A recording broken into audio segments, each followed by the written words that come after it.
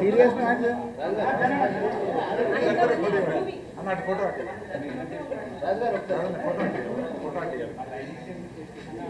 బాగా నవ్వండి sir.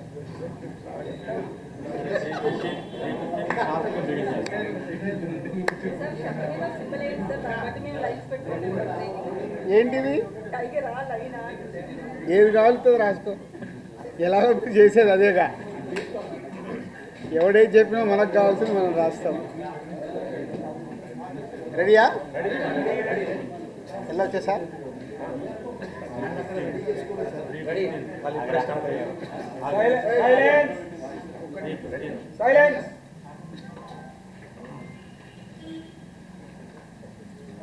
Okay,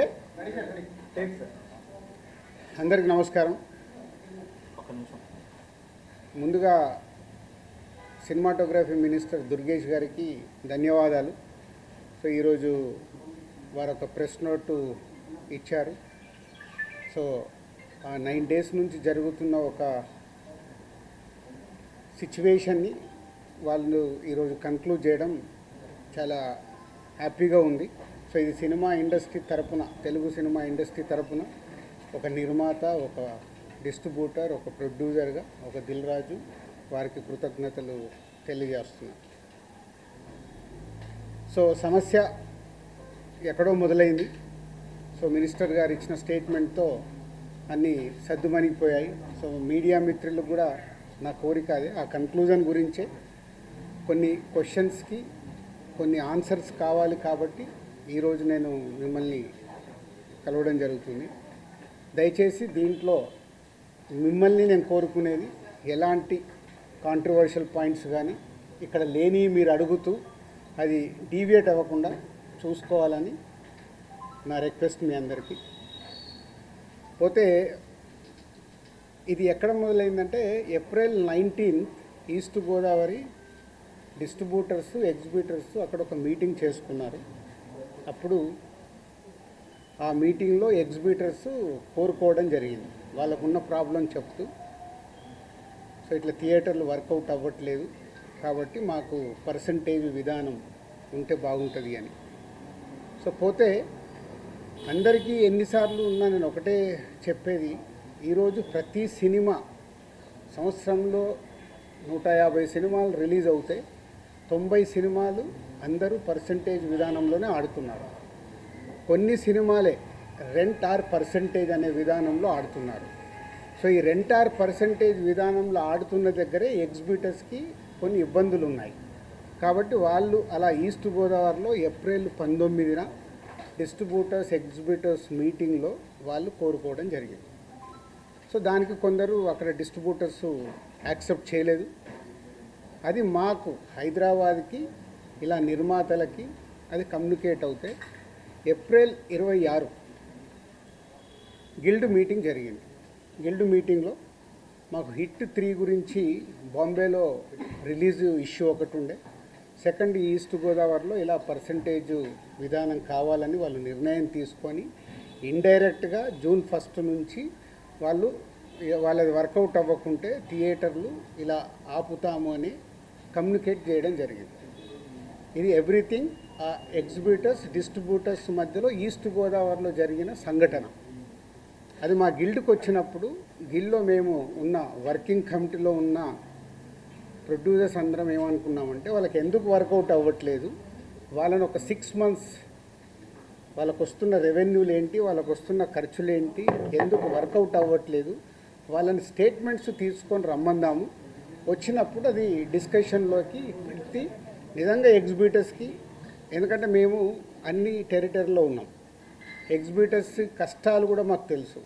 exhibitors కష్టాలు ఏంటంటే మేము డిస్ట్రిబ్యూటర్గా ఉన్నాం కాబట్టి ప్రొడ్యూసర్ నుంచి డిస్ట్రిబ్యూటర్, డిస్ట్రిబ్యూటర్ నుంచి ఎగ్జిబిటర్, ఈ 3 టెరిటరీలు ఒకరికి సంబంధాలు ఉంటాయి. డిస్ట్రిబ్యూటర్లుగా ఉన్నప్పుడు ఎగ్జిబిటర్కి మేము ఇందాక నేను చెప్పినట్టు రెంట్ ఆర్ పర్సంటేజ్ అన్నప్పుడు ఫస్ట్ వీక్ బాగా రెవెన్యూ వస్తే రెంట్ ఇస్తున్నాము, సెకండ్ వీక్ కలెక్షన్ తగ్గిపోగానే పర్సంటేజ్ ఇస్తున్నాం. అది వాళ్ళ కష్టమైనది, ఇది మా అందరికీ తెలుసు. దానికి సొల్యూషన్ మేము చాలా రోజులు అనుకుంటున్నాం, కానీ ఉన్న పరిస్థితుల వల్ల ప్రొడ్యూసర్స్ కూడా హ్యాపీగా లేరు కాబట్టి ఆ సొల్యూషన్ రావట్లా. సో అలా ఏప్రిల్ 26 గిల్డ్లో జరిగిన మీటింగ్ ద్వారా ఆ డిస్కషన్ అలా కంటిన్యూ అవుతే వాళ్ళని రమ్మని చెప్దామని అడగడం జరిగింది. సో ఇక్కడ అప్పుడు హరిహర వీరమల్లు అనే కళ్యాణ్ గారి సినిమా మే 11th అనుకుంటాను ఒక రిలీజ్ డేట్ వాళ్ళు అనౌన్స్ చేసింది, మేలో ఉంది. సో తర్వాత అది షిఫ్ట్ అవ్వడము, టెక్నికల్ వాళ్ళ వర్క్ వల్లనో దేని వల్లనో షిఫ్ట్ అవ్వడం. అది షిఫ్ట్ అయ్యేది ఎప్పటికీ డేట్ ఇంకా లాక్ అవ్వలేదు అనుకుంటాను, ఇన్ ఏప్రిల్ 26th టైంలో. తర్వాత అలా ఈస్ట్ గోదావరి నుంచి స్టార్ట్ అయింది. ఇక్కడ నైజాంకు కూడా వచ్చింది, నైజాం సింగిల్ స్క్రీన్స్లో. సో నైజాంది ఒక క్లారిటీ కోసం మీరు అందరూ మళ్ళీ నోట్ చేసుకోండి, ఫ్యూచర్కు కూడా ఉపయోగపడుతుంది. నైజాంలో సింగిల్ స్క్రీన్స్ 370 థియేటర్లు ఉంటాయి, 370 సింగిల్ స్క్రీన్స్ తెలంగాణ స్టేట్ మొత్తంలో. అందులో ఎస్విసి సినిమాస్ అండ్ అదర్ మాకు రిలేటెడ్గా ఉన్న చారి గారు వాళ్ళని కలిపి మా దగ్గర ఉన్నాయి 30 థియేటర్లు. అవుట్ ఆఫ్ 370 థియేటర్లు 30 థియేటర్లు మా దగ్గర ఉన్నాయి. అలాగే ఏషియన్, సునీల్ అండ్ సురేష్ కంపెనీలో 90 థియేటర్లు ఉన్నాయి, 120 మా దగ్గర 30, వాళ్ళ దగ్గర 90. 250 థియేటర్లు ఓనర్స్ కానీ వాళ్ళకు సంబంధించిన వాళ్ళు కానీ నడుపుతున్నారు. అవుట్ ఆఫ్ 370 ఇది రేషియో. మీ మీడియా వాళ్ళకు నేను మళ్ళీ ఇది క్లారిటీ ఇస్తున్నాను. మళ్ళీ ఆ నలుగురు దాంతో ఆ సబ్జెక్టు తర్వాత వస్తాను. సో ఒక వ్యక్తుల మీద ఇండివిజువల్గా టార్గెట్ చేయడము, వెనకాల ఏముందో అర్థం చేసుకోకుండా మాట్లాడడము, మీలాంటి వాళ్ళు కనీసం ఇలాంటి క్వశ్చన్స్ వచ్చినప్పుడు అండర్లైన్ చేసుకోండి. మీరు మాట్లాడేటప్పుడు ఎవరో ఎక్కడి నుంచో ఫోన్ ఇన్ తీసుకుంటారు. నాకు ఎవరో లింక్ పంపితే జీ న్యూస్ ఉన్నారు ఎవరైనా ఇక్కడ, జీ న్యూస్లో చూసా ఇందాక ఎవరో పంపిస్తే. ఆ టాపిక్ సంబంధం లేదు కానీ అది కూడా తీస్తా. అక్కడేదో టాపిక్లో జరుగుతుంటే మళ్ళీ వస్తాను మెయిన్ పాయింట్కి. టాపిక్లో జరుగుతుంటే మొదటి రోజు గేమ్ చేంజర్ సినిమా పైరసీ వచ్చింది. అది నిర్మాతకి నష్టం, నిర్మాత ద్వారా డిస్ట్రిబ్యూటర్కి నష్టం, డిస్ట్రిబ్యూటర్ ద్వారా ఎగ్జిబ్యూటర్కి నష్టం. అక్కడ ఒక ఎక్స్ నిర్మాత అంటున్నాడు, ఆ నిర్మాతనే ఇది పైరసీ చేసి ఉండొచ్చు.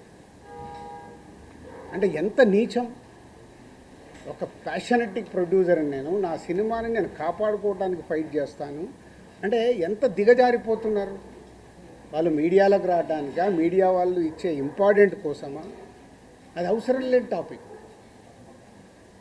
పైరసీ మీద మేము ఫైట్ చేస్తాం కానీ ఎవడన్నా హౌస్ మన ఇంట్లో మనిషిని మనం చంపుకోవాలని ఎవడన్నా మనిషి అనుకుంటాడా? ఏ కుటుంబంలో ఎవరన్నా అనుకుంటారా? అంత నీచంగా బిహేవ్ చేస్తున్నారు కొందరు, అది పక్కన పెడదాం. సో ఈ పర్సంటేజ్ విధానం తెలంగాణకు వచ్చినప్పుడు తెలంగాణ ఎగ్జిబిటర్స్ న్యాచురల్గా సార్ ఈస్ట్ గోదావరిలో అది అంటున్నారంట, ఇలా తెలంగాణలో కూడా మేము అన్ని థియేటర్లు మూత పడుతున్నాయి, మాకు ఏదో ఒక సొల్యూషన్ కావాలి అని శిరీష్ గారిని అడగడం జరిగింది. ఎవరు ఆ 270 థియేటర్లు? ఎందుకు 30 ఏళ్ళ నుంచి వాళ్ళు మాతో వ్యాపారం చేస్తున్నారు. 98 నుంచి ఆ ఎగ్జిబిటర్స్కి మాకు 28 ఏళ్ళ నుంచి ఒక నడుస్తుంది, ఆ రిలేషన్ నడుస్తుంది. వాళ్ళు అడిగినప్పుడు ఈస్ట్ గోదావరికి ఇలా జరుగుతుంది అన్నప్పుడు శిరీష్ గారు నా నోటీస్లో తీసుకొచ్చారు. ఇలా నువ్వు ఛాంబర్ ప్రెసిడెంట్గా ఉన్నప్పుడు ఛాంబర్లో జరిగిన లాస్ట్ ఇయర్ నేను ఛాంబర్ ప్రెసిడెంట్, మీ అందరికీ తెలిసిందే. ఛాంబర్లో నువ్వు అన్నావంట ఎగ్జిబిటర్స్కి కూడా ఏదైనా కష్టాలు ఉన్నప్పుడు డెఫినెట్గా గవర్నమెంట్స్తో కూడా మాట్లాడి సాల్వ్ చేస్తామని వాళ్ళు ఈ పాయింట్ అడుగుతున్నారు. ఈస్ట్ గోదావరిలో అడుగుతున్నారు. What will do? ఎగ్జిబిటర్స్కి ఏం కావాలో అడగడంలో తప్పులేదు. వాళ్ళకు ఉన్న ప్రాబ్లమ్స్ ఏంటి వాళ్ళని చేసుకొని కమ్యూనికేట్ చేయమనండి. ఎవరికి? ఛాంబర్కి కమ్యూనికేట్ చేస్తే అప్పుడు ఛాంబర్ నుంచి ప్రొడ్యూసర్స్కి లేదా గవర్నమెంట్కి ఈ టాపిక్ వెళ్తుంది. బికాజ్ ఐఎమ్ ఎఫ్డీసీ చైర్మన్ కాబట్టి ఆ ఉద్దేశంలో వాళ్ళు ఈ రూట్లో రావడం జరిగింది. అది అయిపోయింది. సో నేను నా వెకేషన్ కోసం నేను హాలిడే వెళ్ళాను. వాళ్ళు మే 18 ఒక మీటింగ్ అనుకున్నారు ఎగ్జిబిటర్స్, ఏపీ తెలంగాణ ఎగ్జిబిటర్స్ అందరూ. ఆ రోజు ఆ మీటింగ్ అయిపోయే టయానికి నేను లాస్ట్కి ఒక 15 నిమిషాల గురించి వెళ్ళాను. సో మళ్ళీ అది మీ మీడియా మిత్రులకు కూడా చాలా అవసరం ఇది. ఎందుకంటే ఆ టాపిక్ జూన్ 1 థియేటర్లు బంద్ అనేది ఫస్ట్ వేసింది మీరు. లోపల జరిగింది ఏంటి, వాళ్ళు అడిగింది ఏంటి, మీకు క్లారిటీ లేదు. ఎవరో ఫోన్ ద్వారా చెప్పింది అది మట్టుకే మీరు మీ స్ట్రోలింగులు కానీ మీ బ్రేకింగ్ న్యూస్లు కానీ మీరేశారు. అంటే యాక్చువల్ లోపల ఏం జరిగింది, వాళ్ళు ఏం అడిగారు, వాళ్ళు ఛాంబర్కి ఏమి ఇచ్చారు, మీకు క్లారిటీ లేదు. వాళ్ళు అక్కడ నేను వెళ్ళి మాట్లాడిన తర్వాత సార్ మేము ఇలా అనుకుంటున్నాం, మాకు ఈ పర్సంటేజ్ విధానం కావాలి, ఈ రెంటార్ పర్సంటేజ్ అనేది ఉంది, ఆ కొన్ని సినిమాలకే 90% సినిమాలు మేము పర్సంటేజ్లో ఆడుతున్నాము, సో కొన్ని సినిమాలకి ఇలా ఉంది, మాకు కావాలి అని అడుగుతున్నాం. సరే, దాంట్లో వాళ్ళ పర్సంటేజ్ విధానంలో కూడా రాయొద్దు అని చెప్పా. ఎందుకు, అది ప్రొడ్యూసర్స్, అక్కడ డిస్ట్రిబ్యూటర్స్ కంఫర్ట్గా లేరు, ప్రొడ్యూసర్స్ కంఫర్ట్గా లేరు. సో మీ కోరిక, మీ రిక్వెస్ట్ ఏదైతుందో మీరు ప్రొడ్యూసర్స్కు చెప్పండి. డెఫినెట్గా ప్రొడ్యూసర్స్ మీటింగ్ అయినప్పుడు వాళ్ళు మీ గురించి ఆలోచించి ఎలా దీన్ని సాల్వ్ చేయాలనేది ప్రయత్నం చేసి తొందరలోనే చేస్తాము. అక్కడ కొందరు సార్ మేము ఇది కాకుంటే జూన్ 1 నుంచి మేము థియేటర్లు క్లోజ్ చేస్తాం, అది తప్పు. మీరు అలాంటి స్టేట్మెంట్లు కానీ అలాంటివి అడిగితే ఎదుటి వాళ్ళకు హర్టింగ్గా ఉంటుంది, ఆ టాపిక్ వద్దు. సో దీన్ని మీరు అందంగా మీ ప్రొడ్యూసర్స్కి ఛాంబర్ ద్వారా, ఏదైతే ఛాంబర్ మెయిన్ బాడీ ఉందో దాని ద్వారా డిస్ట్రిబ్యూటర్లకి ప్రొడ్యూసర్లకి కమ్యూనికేట్ అవుతే మళ్ళీ జాయింట్ మీటింగ్ అవుతుంది. జాయింట్ మీటింగ్ అయినప్పుడు దీనికి క్లారిటీ వస్తుంది, లేదా ఒక సొల్యూషన్ కోసం ప్రయత్నం జరుగుతుంది అని నేను చెప్పగానే ఆ రోజు అక్కడ ఉన్న వాళ్ళందరూ ఏకీభవించారు. నేను బయటకు వచ్చేసాను 15 నిమిషాల తర్వాత బయటకు వచ్చిన హాఫ్ అన్ అవర్కి ఏ ఛానల్లో చూసినా జూన్ 1 థియేటర్లు బంద్, జూన్ 1 థియేటర్లు బంద్, టక్ మెసేజ్లు వస్తుంది. ఏంటయ్యా అని నేను ఛాంబర్కి ఫోన్ చేశాను. ఆ ప్రెసిడెంట్కి సెక్రటరీతో మాట్లాడితే సరిగా వాళ్ళు ఇలా లెటర్ ఇచ్చారు. ఏమని ఇచ్చారు, ఎగ్జిబిటర్స్ లెటరు ఛాంబర్కి, మాకు ఇలా పర్సంటేజ్ విధానం కావాలి, ఈ పర్సంటేజ్ విధానం కోసం డిస్ట్రిబ్యూటర్లు కానీ ప్రొడ్యూసర్లతో కానీ మాకు మీటింగ్ పెట్టండి, ఆ మీటింగ్లో మేము అనుకుంది జరగకుంటే మేము జూన్ 1 నుంచి థియేటర్లు బంద్ చేస్తాము. ఇది అక్కడ సారాంశం. కానీ బయటికి ఎలా వచ్చింది, జూన్ 1 నుంచి థియేటర్లు బంద్. వాళ్ళందరికీ మీటింగ్ జరగాలి కదా. ఇప్పుడు ప్రభుత్వంలో మనం ఎన్నో చూస్తాం, స్ట్రైక్లు అంటారు. స్ట్రైక్లు అన్నప్పుడు ఏం చేస్తారు, వాళ్ళకు వీళ్ళకు మీటింగులు జరుగుతాయి, అక్కడ సొల్యూషన్ వెతుకుతారు. స్ట్రైక్లకు వెళ్ళాలని చెయ్యాలని ఎవరు కోరుకోరు. ఇది కూడా అలాంటిదే. కానీ అలా బేస్ లేకుండా జూన్ 1 థియేటర్లు బంద్ అనేది బయటికి స్ప్రెడ్ చేశారు. అక్కడ ఎగ్జిబిటర్స్ కానీ ఛాంబర్ కానీ ముందుకొచ్చి ఖండించకపోవడం తప్పు. సో ఎవరి దారిన వాళ్ళు, అంటే మా సినిమా ఇండస్ట్రీలో మీ అందరికి తెలిసిందే, ఎవరి దారి వారిదే. మన అరవింద్ గారు ప్రెస్ మీట్ చేశాడు, ఈరోజు నేను చేశాను. మేము అందరం కూర్చొని కదా ప్రెస్ మీట్ చేయాలి. ఇండస్ట్రీకి సంబంధించిందంటే మేమందరం, మమ్మల్ని పెద్దలు అంటారు, మాకు రెస్పాన్సిబిలిటీ ఇస్తారు, కానీ మా దాంట్లోనే మేము అందరం కూర్చొని మాట్లాడడానికి భయం, ఎవరు మాట్లాడితే ఏది ఎలా వెళ్తుందని. సో ఆ జూన్ 1 అనే టాపిక్ అలా వస్తే బయటికి మట్టుకు జూన్ 1 థియేటర్లు బంద్ అని స్ప్రెడ్ అయిపోయింది. అక్కడి వరకు జరిగింది. తర్వాత డిస్ట్రిబ్యూటర్స్ మీటింగ్ జరిగింది. డిస్ట్రిబ్యూటర్స్ మీటింగ్లో వాళ్ళు నిర్ణయాలు తీసుకున్నారు, లేదు ఇలా కుదరదు, మా ప్రాబ్లమ్స్ మాకున్నాయి కాబట్టి జూన్ 1 నుంచి థియేటర్లు కంటిన్యూ అవ్వాలి, మేము సినిమాలు రిలీజ్ చేస్తాం, మాకు ఎవరు థియేటర్లు ఇస్తే వాళ్ళకి ఇస్తాము. ఎందుకు, ఈరోజు వరకు నాకు తెలిసి కోవిడ్లో తప్పితే ఎప్పుడు సినిమా థియేటర్లు ముయ్యలేదు నాకు తెలిసి. మీకేమైనా తెలిసి ఉంటే చెప్పండి సార్, అప్పుడేదో థియేటర్లు మూసారని. ఈరోజు వరకు కోవిడ్లో తప్పితే ఎప్పుడు థియేటర్ క్లోజ్ చేయరు. సినిమాలు రిలీజ్ ఉంటే సినిమాలు వేసుకోవాలనుకుంటారు ఎగ్జిబిటర్, మూసుకుంటే వాళ్ళకే నష్టం. ఆ రోజు ఆ మీటింగ్లో ఇంకొకటి కూడా నేను అండర్లైన్ చేసే వాళ్ళకి, 56 రోజులు మేము షూటింగ్లు ఆపాం, మేము ఏమీ సాధించలేకపోయాం. నిర్మాతలుగా ఏదైనా సాధించగలిగితే నిర్మాతలే సాధించాలి. ఎందుకు, ఎవ్రీవేర్ మేమే ఉంటాం కాబట్టి. మాకే ధైర్యం లేదు, మీరు ఎక్కడికి వెళ్ళి అవుతారో అది సాధ్యం కాదు అంటే వాళ్ళందరూ ఏకీభవించడం జరిగింది. తర్వాత స్ప్రెడ్ అయింది. డిస్ట్రిబ్యూటర్స్ మీటింగ్లో వాళ్ళు కాల్ తీసుకున్నారు, బంద్ వద్దు, బంద్ టాపిక్ లేకుండా వాళ్ళ ప్రాబ్లమ్స్ ఏమున్నాయో పెట్టండి. తర్వాత ప్రొడ్యూసర్స్ మీటింగ్ జరిగింది. ప్రొడ్యూసర్స్ మీటింగ్లో ఆ రోజు నేను పార్టిసిపేషన్ చేయడం జరిగింది. ప్రొడ్యూసర్స్ అందరం కూడా యునానిమస్గా ఎగ్జిబిటర్స్కి ప్రాబ్లమ్స్ ఉన్నాయని చెప్తున్నారు. అది మనం మాట్లాడుకొని వాళ్ళని ఎలా సాల్వ్ చేసి ముందుకు తీసుకెళ్దాం. థియేటర్లు ముయ్యడాలు చేయడాలు వద్దు, జాయింట్ మీటింగ్ పెట్టండి, జాయింట్ మీటింగ్లో క్లారిటీగా ఇది చెప్పుదామని. సో జాయింట్ మీటింగ్కి 23 అనుకున్నారు, 24 పెట్టారు. ఈ లోపలనే ఈ ఎపిసోడ్ అంతా ఇంకొక సైడ్ డైవర్ట్ అయింది. అది మీ అందరికీ తెలిసిందే. కళ్యాణ్ గారి సినిమా మీదకి ఇది డైవర్ట్ అయ్యి కళ్యాణ్ గారి సినిమాని ఇలా అనుకుంటున్నారు. దాంట్లో మేబీ నా పేరు డైరెక్ట్గా ఎక్కడా రాలేదు కానీ ఇండైరెక్ట్గానే వచ్చిందని అందరూ చెప్తున్నారు. కళ్యాణ్ గారి సినిమా ఆపే దమ్ము ధైర్యం ఎవ్వడు ఆలోచించడు. ఎందుకంటే ఫస్ట్ థియేటర్లు బేసిక్గా ముయ్యరు. ఈ రోజు వరకు థియేటర్లు ముయ్యడం అనేది నా 30 ఏళ్ళ సర్వీస్లో నేను చూడలే. షూటింగ్లు ఆపుకున్నాం, ఎందుకు మా బాధలు ఉన్నప్పుడు ఆపుకునేదైనా సాల్వ్ చేసుకోవటానికి. కానీ థియేటర్లు ముయ్యడం అనేది ఈ రోజు వరకు జరగల. అది ఎపిసోడ్ కాస్త కళ్యాణ్ గారి సినిమా మీదకి తీసుకెళ్లారు. గవర్నమెంట్స్ కూడా అలాంటిదే కమ్యూనికేట్ చేశారు మధ్యలో. సో ఎవరి అడ్వాంటేజ్లు ఏమున్నాయో ఇక్కడ తెలియదు. అడ్వాంటేజ్లు ఉన్న వాళ్ళు భయంతోనో భక్తితోనో కమ్యూనికేషన్ రాంగ్గా కమ్యూనికేట్ అయింది. సో అప్పుడు దుర్గేష్ గారు మినిస్టర్ నాతో మాట్లాడడం జరిగింది. ఆ రోజు కూడా నేను చెప్పాను, సార్ థియేటర్లు ముయ్యరు, అది జరిగింది. జాయింట్ మీటింగ్ ఉంది, ఈ జాయింట్ మీటింగ్లో క్లారిటీ వచ్చేస్తుంది.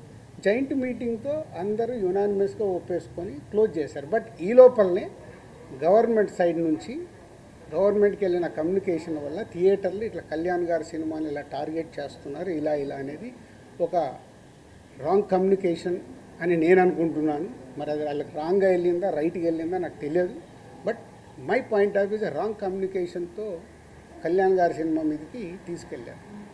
మే 30 అప్పటికే భైరవం అనౌన్స్ అయింది. జూన్ 5 కమల్ హాసన్ గారి సినిమా అనౌన్స్ అయింది. జూన్ 12 కళ్యాణ్ గారి సినిమా ఉంది. జూన్ 20 కుబేరా ఉంది. సో ఈ నెలంతా కంటిన్యూగా సినిమాలు ఉన్నాయి. అలాగే జూలై 4th మేము ముందు తమ్ముడు అనుకున్నాం, మన కింగ్డమ్ అనౌన్స్ చేశారు. దానికి మేము ఇంకా జూలైలో ఇంకో డేట్ చూస్తున్నాం. ఇలా జూన్, జూలై, ఆగస్ట్, సెప్టెంబర్ కంటిన్యూగా సినిమాల ఫ్లో ఉంది. ఈ టైంలో ఇండస్ట్రీని ఎలా మనం కాపాడుకోవాలి ఉన్న సినారియోలో ఏప్రిల్ మే అనేది is a main season for film industry. Total మనందరికీ తెలుసు ఏప్రిల్ మే టోటల్ థియేటర్లు మూతపడ్డాయి. మేబీ సినిమాలు సరైన సినిమాల్ని మనం ఆడియన్స్కి ఇవ్వక ఐపీఎల్ వల్ల ఏ కారణం చేతైనా ఏప్రిల్ మే అనే కీ సీజన్, సినిమా ఇండస్ట్రీకి కీ సీజన్, సినిమాలు లేక మూతపడుతూ ఉన్నాయి థియేటర్లు. ఇవన్నిటికీ పరిణామాలు ఎక్కడి నుంచి ఎక్కడికి వెళ్ళాయి, అసలు లోపల ఏముంది, బయటికి వచ్చింది ఏంటి? మన శాస్త్రం ఉంది. చిన్నప్పుడు సార్ నేను పాము చూశాను ఒక ఆయన అంటాడు, పక్క ఆయన వెళ్ళి అరే ఆడికి పాము కాదు పడిగిప్పిందట అంటాడు.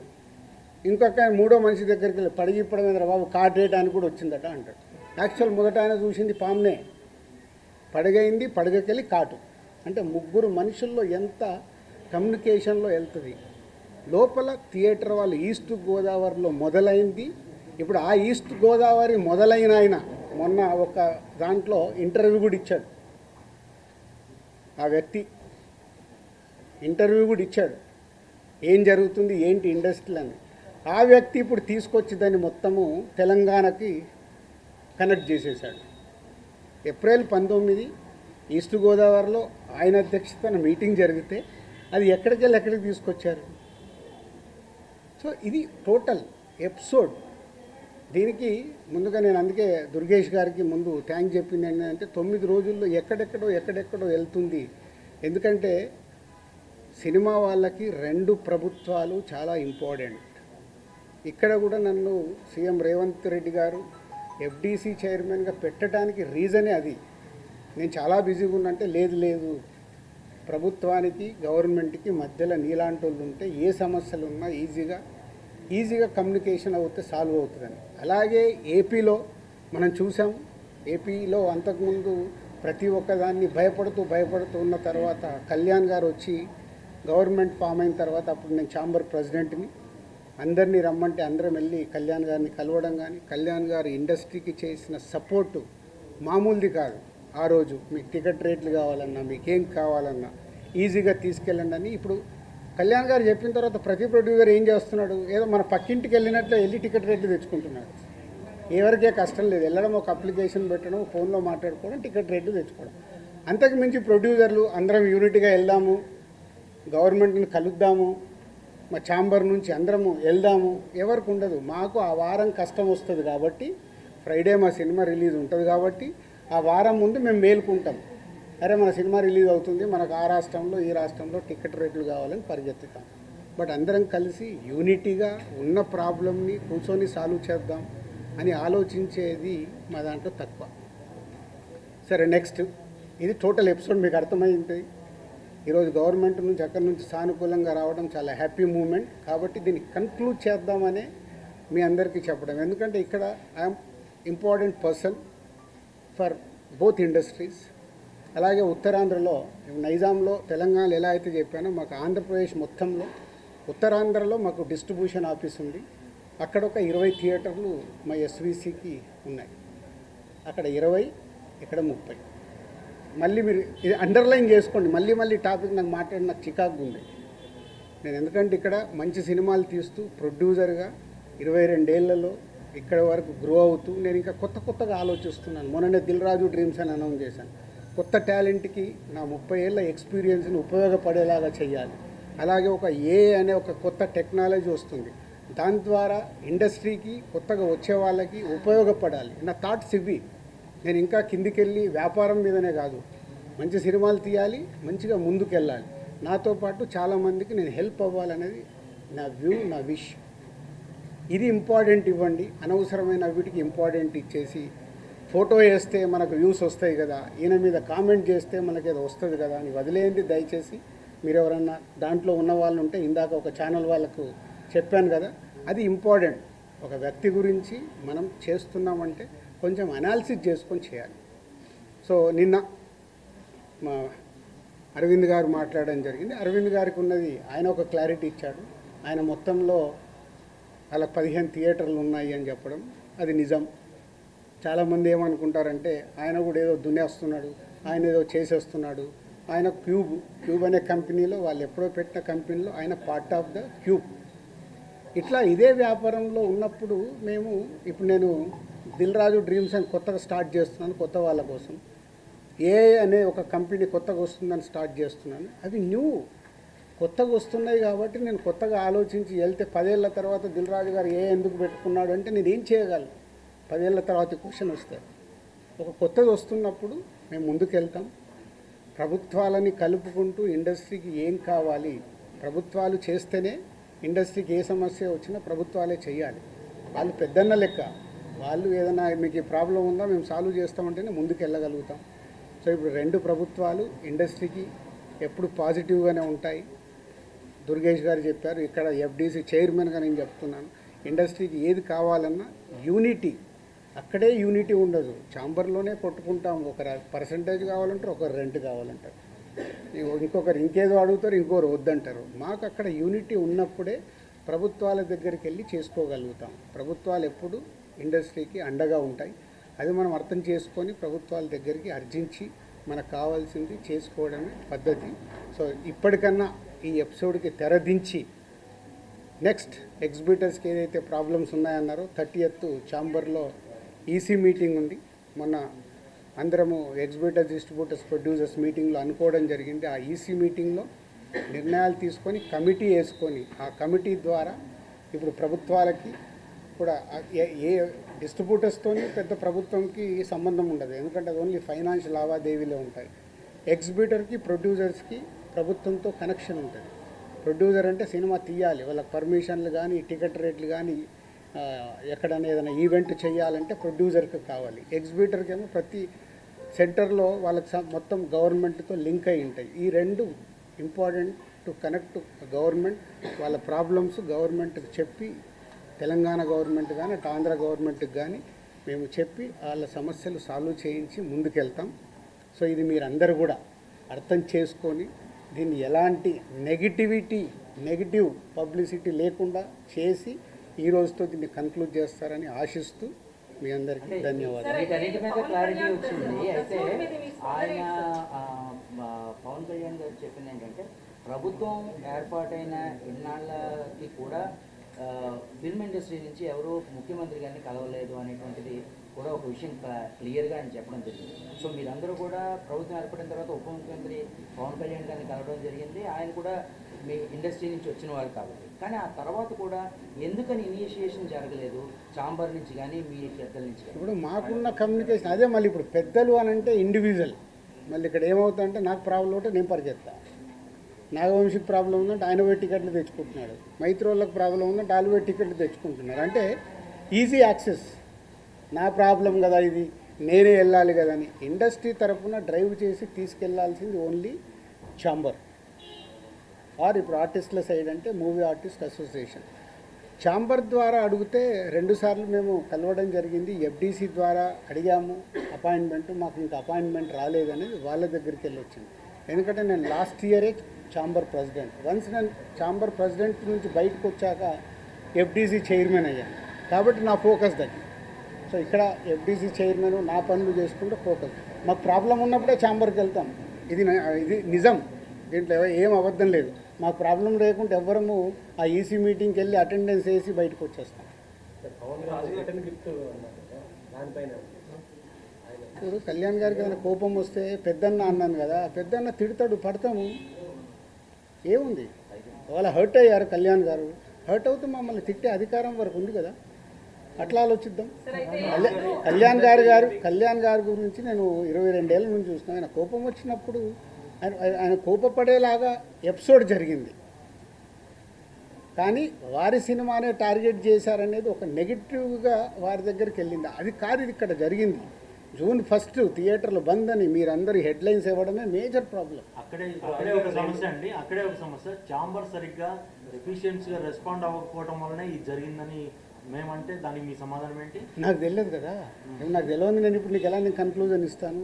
లోపల ఏమి జరిగింది మీకు ఒకటి, మీరందరూ ప్రాపర్గా మీకు కమ్యూనికేషన్. ఎస్, ఇప్పుడు అక్కడి నుంచి ఒక ప్రెస్ నోట్ వచ్చింది. ఇప్పుడు ఏపీ గవర్నమెంట్ నుంచి మినిస్టర్ గారి దగ్గర నుంచి ఒక ప్రెస్ మీట్ వస్తే ఆ ప్రెస్ మీట్ ఎంత అందంగా ఉంది. మేము ఛాంబర్ కూడా అదే చెప్తాం, ఏదున్నా పేపర్ మీద ప్రెస్ మీట్ లాగా పంపించండి అని. అక్కడ ఉండే 20-25 మంది బయటకు వచ్చి ఎవరికో తెలిసిన వాళ్ళకు ఒక న్యూస్ కమ్యూనికేట్ చేస్తారు, లోపల ఏం జరిగింది తెలుసా ఇది అని. అది హైలైట్ అవుతుంది. వెనకాల జరిగిన స్టోరీ లేకుండా ఓన్లీ క్లైమాక్స్ చెప్తేలా సినిమా అర్థం కాదు కదా. ఓన్లీ క్లైమాక్స్ ఒకటి వింటే సినిమా అంతా చూస్తే కదా. నేను అందుకే లోపల ఉన్నాను కాబట్టి చెప్తున్నాను. ఇది చెప్పడానికే ఈరోజు నేను ప్రెస్ మీట్ పెట్టింది. లోపల ఏం జరిగింది, ఈ ఎపిసోడ్ ఎలా స్టార్ట్ అయింది, ఎవరి దాళ్ళు భుజాలు తడుముకుంటున్నారు, నాకెందుకు.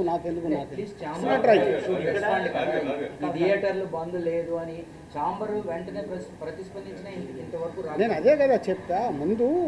అంటే అక్కడ ఎగ్జిబిటర్స్ ఒకలాగా ఉన్నారు, ప్రొడ్యూసర్స్ ఒకలాగా ఉన్నారు, డిస్ట్రిబ్యూటర్స్ ఒకలాగా ఉన్నారు.